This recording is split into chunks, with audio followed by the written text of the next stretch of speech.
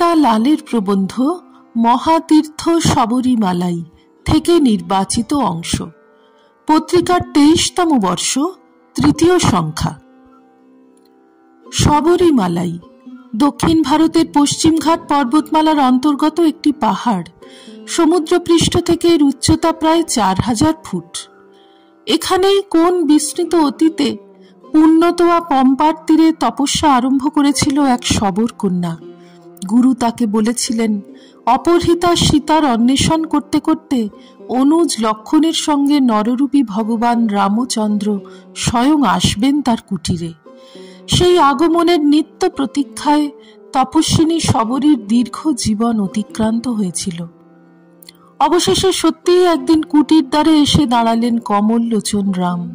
শবরী তখন বৃদ্ধা, যার সেবার জন্য প্রতিদিন সুমিষ্ট ফল তুলত শবরী, বনপথ পরিষ্কার করত। সেই মর্যাদা পুরুষোত্তমের আগমনে এতদিনে সাঙ্গ হল তার আজীবন সাধনা। যুগ যুগান্ত পার হয়ে আজও মানুষের কাছে পবিত্র তীর্থ হয়ে আছে শবরীর সেই তপস্যাস্থল শবরীমালাই। ভগবান আইয়াপ্পানের মন্দিরও এখানেই অবস্থিত। হাজার হাজার পুণ্যকামী নরনারীর আকর্ষণের কেন্দ্রস্থল এই মন্দির। আশ্চর্যভাবে আমার সুযোগ এসেছিল শবরীমালাই তীর্থ পরিক্রমার।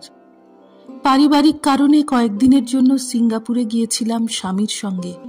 সেখানেই মিস্টার লালের বন্ধু জয়ারামন কথায় কথায় বলেন, আমাদের পরিচিত বন্ধু মঙ্গেশ দম্পতির সঙ্গে তিনি শবরীমালাই তীর্থে যাচ্ছেন ভগবান আইয়াপ্পানকে দর্শন করার আকাঙ্ক্ষায়। তাঁর কথা শুনে আমার মনের মধ্যে বহুদিন ধরে যে ইচ্ছেটা ডানা গুটিয়েছিল সে যেন নড়ে চড়ে উঠল। আর কি আশ্চর্য, মাত্র 15 মিনিটের মধ্যে জয়রামন ফোন করে আমারও যাওয়ার ব্যবস্থা পাকা করে ফেললেন। কোনো রকম পূর্ব পরিকল্পনা ছাড়াই এই তীর্থ দর্শনের আয়োজন বাস্তবিক ঈশ্বরেরই ইচ্ছা। সিঙ্গাপুরে আমরা ছিলাম রামকৃষ্ণ মিশনের অতিথি ভবনে। সেখানে মিস্টার মাধবন নামে এক ভদ্রলোকের সঙ্গে পরিচয় হয়ে গেল, যিনি মাত্র 3 দিন আগে শবরীমালাই থেকে ফিরেছেন। তিনি আমাকে নিয়ে গেলেন সিঙ্গাপুরের আইয়াপ্পান মন্দিরে, যাতে সেদিন থেকেই আনুষ্ঠানিক ক্রিয়াগুলি আমি আরম্ভ করতে পারি।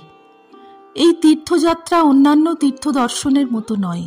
যাত্রীদের বেশ কিছু নিয়ম পালনের প্রথা আছে।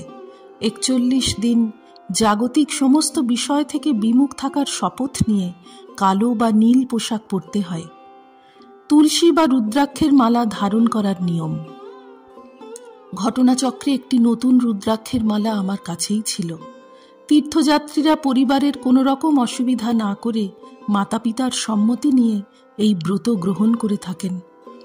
ব্রত আরম্ভের আগের দিন চন্দন বাসিত রুদ্রাক্ষ মালা ভগবান আইয়াপ্পানের ছবির সামনে রেখে নিজ নিজ কুলদেবতার কৃপা প্রার্থনা করার প্রথা আছে।